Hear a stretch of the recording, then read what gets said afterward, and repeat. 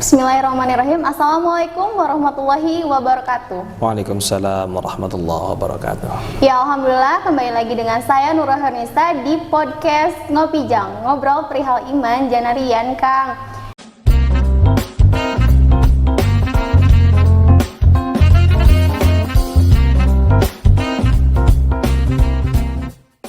Nah, sebelumnya kita sapa dulu wargi-wargi Assalam yang di rumah sedang sahur. Mudah-mudahan sahurnya tetap nikmat, puasanya terus lancar, dan dalam keadaan sehat-sehat. Amin. Amin. Nah, untuk sekarang kita kedatangan narasumber kita nih, yaitu Bapak Ustadz Isman. Assalamualaikum Bapak. Waalaikumsalam. Gimana nih kabarnya Pak? Sehat? Alhamdulillah, baik. Gimana Bu Ustazah, sehat? Amin. Alhamdulillahirrabbilalamin. Sehat. Nah Pak, puasanya masih lancar sekarang? Alhamdulillah lancar, cuman belum sahur saja mungkin ya. Oh gitu, belum sahur? Karenanya mau disediain di sini gitu ya. Oh iya. Nanti setelah ini apa ya? Oke, siap. Baik, saya sudah memegang beberapa pertanyaan mewakili dari warga-warga Assalam nih Pak. Jadi tema kali ini itu adalah menahan amarah di bulan puasa. Ya, sedang berpuasa gitu. Nah, untuk pertanyaan pertama, apakah amarah seseorang bisa membatalkan puasa, Bapak Ustadz? Oke, bismillahirrahmanirrahim. Assalamualaikum warahmatullahi wabarakatuh. Waalaikumsalam warahmatullahi wabarakatuh. Alhamdulillah ya, pada kesempatan ini kita semua diberi kesehatan dan mudah-mudahan yang di rumah juga warga Assalam diberi kesehatan oleh Allah Subhanahu wa taala, dan mudah-mudahan Ibu Ustazah juga semuanya guru-guru SMA Plus Assalam diberi kesehatan oleh Allah Subhanahu wa taala sehingga lancar melaksanakan ibadah puasanya. Amin ya Allah ya Rabbal Alamin. Cukup menarik ya, sangat menarik menahan tentang amarah ya, karena sebagaimana yang kita ketahui bahwa manusia itu adalah makhluk Allah yang diberi nafsu gitu ya, makhluk Allah yang diberi nafsu sehingga manusia itu bisa atau memiliki gitu ya, memiliki yang namanya amarah gitu ya. Yang jadi pertanyaan itu tadi bagaimana Ustazah? Ya, bagaimana nih kalau seseorang marah itu bisa membatalkan puasa enggak? Nah, bagaimana sih ketika bulan puasa ini, apakah bisa ketika ada orang yang marah membatalkan puasa atau tidak gitu ya? Di bulan puasa ini ya, karena apa ya disebutnya lapar gitu ya, terus haus, terus aya jelema pika keselen misalkan gitu ya, otomatis itu mengundang amarah gitu ya.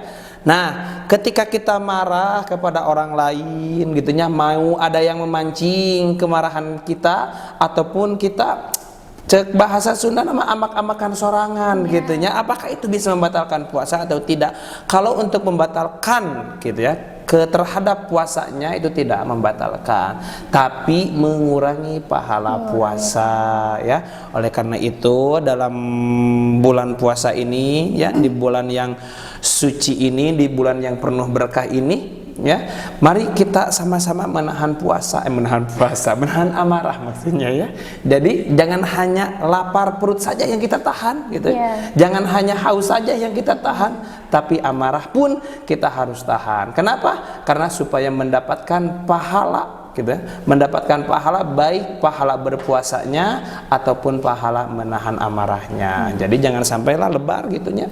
Ketika kita berpuasa cuman menahan lapar dan haus saja gitu, sedangkan amarah kita yang mana amarah itu harus kita kendalikan karena sangat merugikan kita ya. Kenapa bisa merugikan? Karena bisa menghapus pahala puasa gitu Bu Ustazah ya. Pak. Oke. Jadi untuk menahan amarah nih Pak, bagaimana cara untuk kita bisa menahan amarah di bulan puasa ini? Ya, bagaimana cara untuk menahan amarah di bulan puasa ini sangat banyak sekali mungkin ya. Di antaranya kita ketika sedang marah nih, atau ada orang-orang yang mancing-mancing amarah, ngadak-ngadak eta jelema teh pika keheuleut gitu nya, pika keseleun gitu ya di bulan puasa. Terus tiba-tiba kita pengen marah, maka cepat-cepatlah ambil wudhu gitu ya. Kenapa harus ambil wudhu? Karena ketika kita mengambil wudhu, hati kita akan tenang gitu ya. Karena amarah itu merupakan nafsu yang mana amarah itu terbuatnya dari api gitu ya. Sedangkan api itu bila mana ingin padam salah satunya dengan menggunakan air. Bagaimana menggunakan airnya diguyur semuanya tidak gitu ya. Tapi dengan cara berwudu gitu ya. Salah satu tahap pertama untuk menahan amarah kita itu dengan berwudu gitu. Atau ketika ada orang nepika keselen dia hindari gitu ya. Hindari orang yang yang membuat kita marah itu hindari orang-orang yang memancing kita itu hindari gitu ya.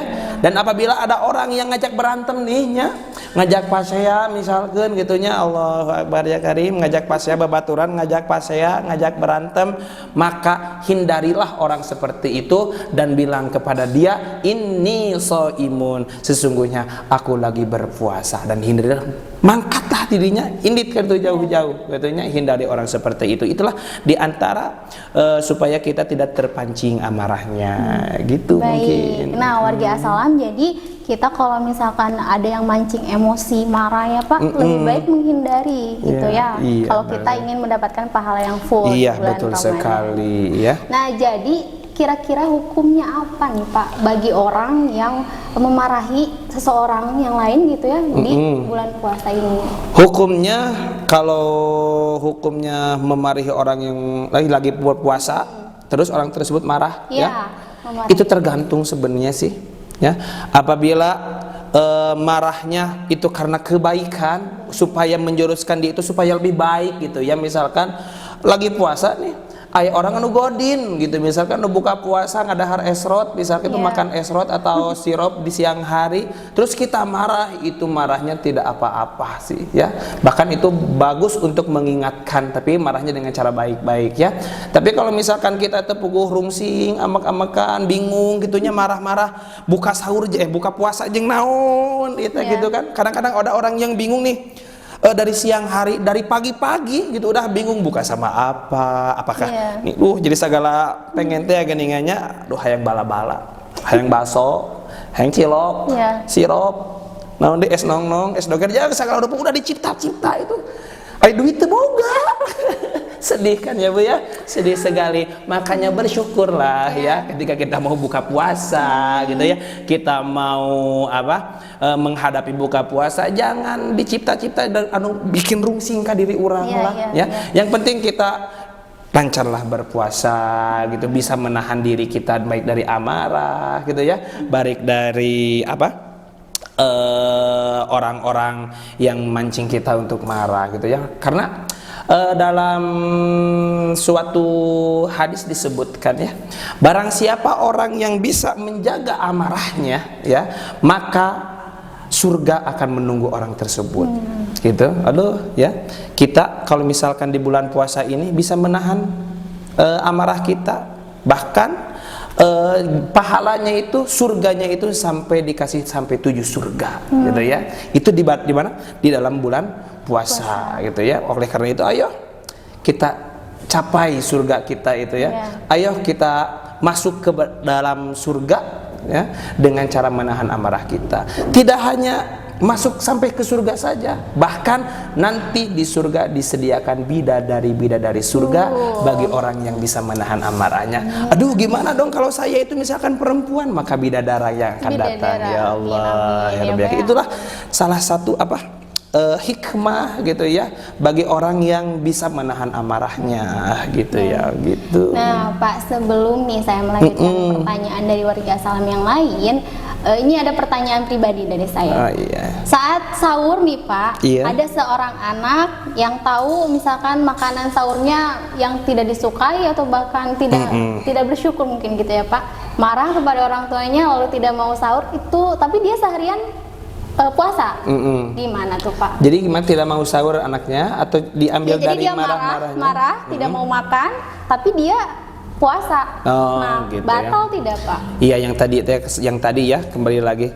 Kalau misalkan kita misalkan rungsing gitunya rek buka rungsing sahur rungsing jeung mih deui gitunya benar gak da cekolot teh nya jeung mih wayahna naon ngarah teh seret cenah kan ari urang hayang jeung piraku ayeuna sahur jeung cilok goang kan nya jeung ayam ijo kan atuh orang tua itu lebih tahu mana yang lebih baik buat kita. Kalau misalkan kita sahur gitunya terus marah-marah berarti kita tanda orang yang tidak bisa bersyukur dan tanda orang yang tidak bisa menahan amarah. Orang tua mah udah capek-capek nih nyediain ya.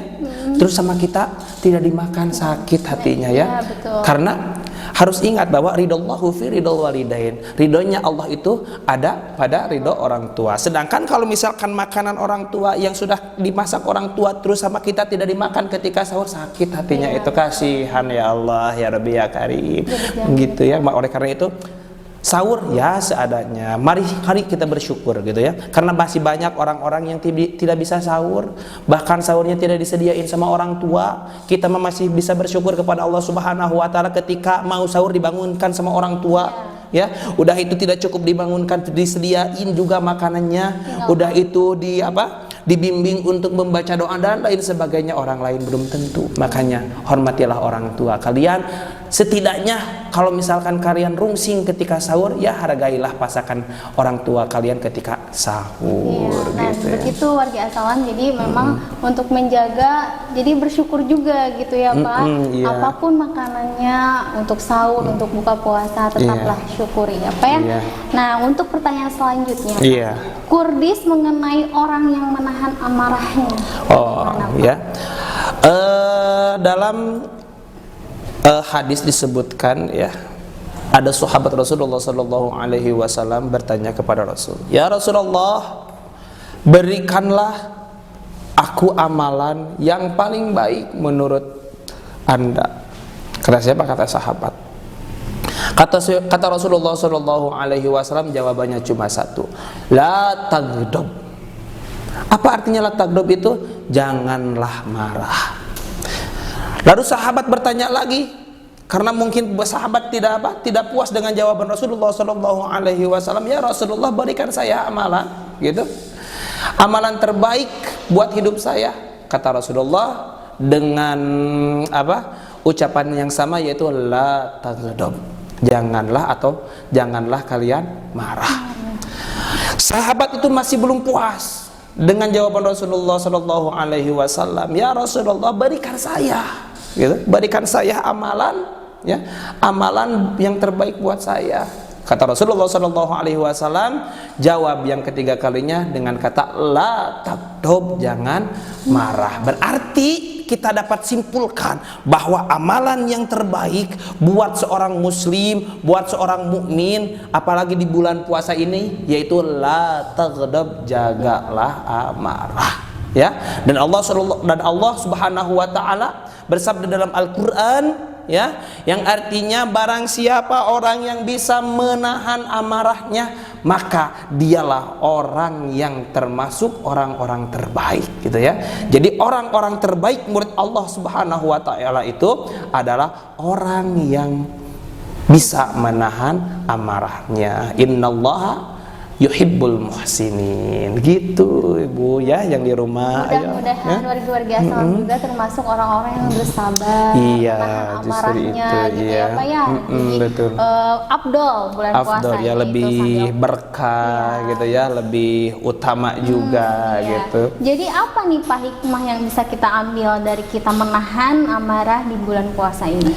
Hikmah yang kita bisa ambil kalau dalam lingkungan, ya, kalau dalam lingkungan kita bisa menjaga amarah. Yang pertama, kita bisa menjaga tali silaturahmi, ya, kita bisa menjaga tali persahabatan, gitu, karena terpecahnya suatu hubungan, baik itu persahabatan ataupun kekeluargaannya, karena dihadapi dengan amarah, gitu ya.